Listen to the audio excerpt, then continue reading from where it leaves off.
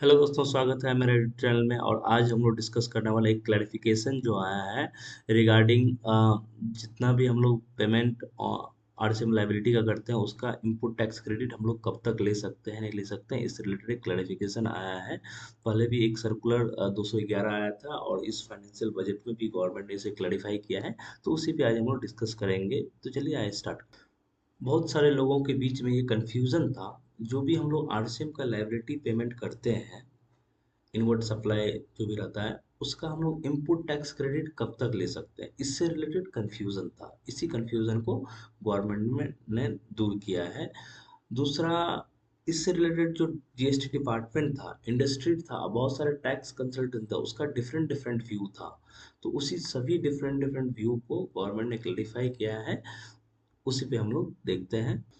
Industry का पहले से ही मानना था कि क्योंकि ये आरसीएम का हम लोग इनपुट टैक्स क्रेडिट ले रहे हैं, तो जिस भी फाइनेंशियल ईयर में रिसिपिएंट एक self invoice under section 31 subsection 3 subsection F में अगर इनवॉइस इशू करता है, तो उस ईयर में वो क्रेडिट ले सकता है। इससे रिलेटेड इंडस्ट्री का मानना था, बट डिपार्टमेंट बोलता था नहीं। जिस भी ईयर में सप्लायर मतलब आरसीएम का जो सप्लायर है, वो जिस मंथ में आपका इनवॉइस इशू किया है या जिस फाइनेंशियल ईयर में इशू किया है, उससे रिलेटेड आप उसके नेक्स्ट फाइनेंशियल ईयर तक ही क्रेडिट ले सकते हो। तो इसी से रिलेटेड जो बहुत बड़ा इशू था ये, उसी को गवर्नमेंट ने दूर किया। Clarification on the input tax credit for supplies from the unregistered party. अगर आप लेते हैं तो उससे related GST council clarified that the supplier receive from the unregistered supplier where the recipient pay tax under reverse charge mechanism and issue invoice the financial year for calculating the time limit to avail the ITC is the year the invoice is issue by the recipient. Government ने इसी को clarify किया कि जिस भी financial year में recipient जो invoice issue करेगा, वो उस दिन से उसका माना जाएगा कि इनपुट टैक्स क्रेडिट वो उस फाइनेंशियल ईयर का माना जाएगा। मान लीजिए कि अगर कोई एक इनवॉइस 17-18 का है, अगर उसका हम लोग सेल्फ इनवॉइस 24-25 में इशू कर रहे हैं, तो 24-25 का वो क्रेडिट माना जाएगा और हम क्रेडिट 24-25 में क्लेम कर सकते हैं, या इसका जो टाइम लिमिट है उसके हिसाब से हम लोग इनपुट टैक्स क्रेडिट क्लेम कर सकते हैं। ये गवर्नमेंट ने सर्कुलर लाया था, सर्कुलर 211 में क्लियर कट बोला गया था।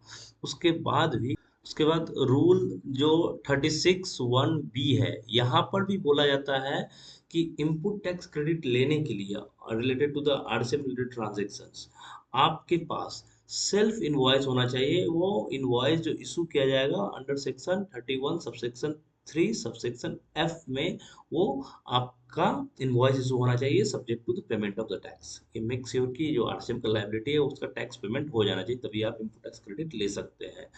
तो इससे रिलेटेड रूल 36 क्या बोलता है वो भी देख लिए हैं। अब देखते हैं सेक्शन 31 सबसेक्शन 3 सबसेक्शन एफ क्या बोलता है। यह सेक्शन भी बोलता है कि जब भी हम invert supply liable to RCM related जो ट्रांजेक्शन होता है, उस पर अगर हम लोग टैक्स पे करते हैं, तो उसका उसके लिए इनपुट टैक्स क्रेडिट अगर लेना है, तो उसके लिए हमको सेल्फ इनवॉइस जनरेट करना पड़ेगा। और सेल्फ इनवॉइस जनरेट करना ही होगा, उसके बेसिस पे हम लोग इनपुट टैक्स क्रेडिट ले लेंगे। और इसी को सेक्शन को पहले प्रपोज टू अमेंडमेंट था, जिसको कि गवर्नमेंट ने अमेंड किया है। और वही चीज़ हम लोग देख रहे हैं कि गवर्नमेंट इसको इस जो फाइनेंशियल बजट हुआ था उसमें इसे अमेंड। एक बात और ध्यान देने वाली है, अगर मान लीजिए सेक्शन 31 में अगर रजिस्टर्ड पर्सन को देखा जाए, तो उसमें एक एक जो पर्सन होता है जो सिर्फ टीडीएस के लिए, टीडीएस डिडक्ट करने के लिए ही सिर्फ रजिस्ट्रेशन लिया है, तो उसे रजिस्टर्ड पर्सन नहीं माना जाएगा। तो इसका मतलब है कि वो अगर कोई सप्लाई इनवर्ट सप्लाई रिसीव करता है, तो उस पे उसे टैक्स वैक्स देने की जरूरत नहीं है, क्योंकि वो अनरजिस्टर्ड पार्टी रहता है। उसके बाद जो सेक्शन 13(b)(3)(b) जो अमेंडमेंट हुआ है इस बजट में हुआ है, इस सेक्शन को इस बजट में किया गया है। इस बजट में क्लियर कट गवर्नमेंट ने बोल दिया है कि जो आरसीएम के लिए जो भी आपका टाइम ऑफ सप्लाई होगा, वो जिस भी पीरियड में वो मान लीजिए कि जिस भी पीरियड में अकॉर्डिंगली सेक्शन 13(3)(b) को भी अमेंडमेंट किया गया। अब इसके कंक्लूजन में आते हैं।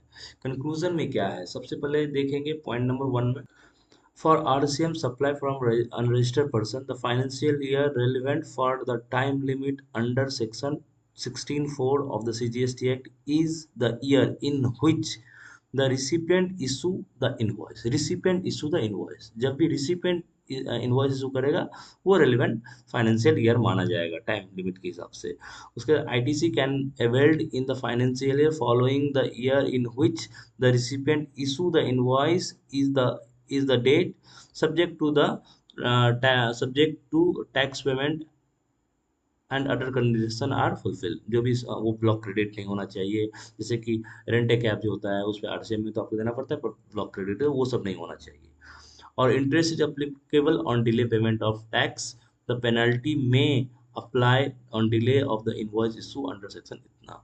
मतलब वो 25,000 रुपये जनरल पेनल्टी है वो लग सकता है और इंटरेस्ट भी लग सकता है since you are delay in issuing the penalty, sorry issue of आपका इनवॉइस। तो इसी तरह से हम लोग आज ने देखा कि आरसीएम से रिलेटेड जो भी आपका मान लीजिए इनवॉइस सेल्फ इनवॉइस इशू करना पड़ता है उसके बेसिस पे आप क्रेडिट ले सकते हो। तो समराइज वे में मैं बता देता हूँ, अगर आप किसी लॉयर का फीस लिए हैं, आप उस पर आरसीएम लाइबल टू पेमेंट करने के लिए लाइबल है, तो सबसे पहले आप देखिए उसी साल अगर इनवॉइस आप इशू कर लेते तो बहुत अच्छी बात है। अगर मान लीजिए 2-3 साल के बाद भी अगर आपको इनवॉइस इशू करना पड़े तो आप उस दिन कीजिए। आपको क्या क्या करना पड़ेगा, आपको सेल्फ इनवॉइस इशू करना पड़ेगा, उसके बेसिस पे आप 3B में क्रेडिट ले लीजिए। हाँ, दो चीज़, आपको इंटरेस्ट देना ही पड़ेगा क्योंकि आप डिले किए हैं इनवॉइस इशू करने में, और पेनल्टी भी लग सकता है, लेकिन आपका इनपुट टैक्स क्रेडिट डिपार्टमेंट कभी डिसअलाउ नहीं कर सकता है। थैंक यू वेरी मच मेरे वीडियो देखने के लिए।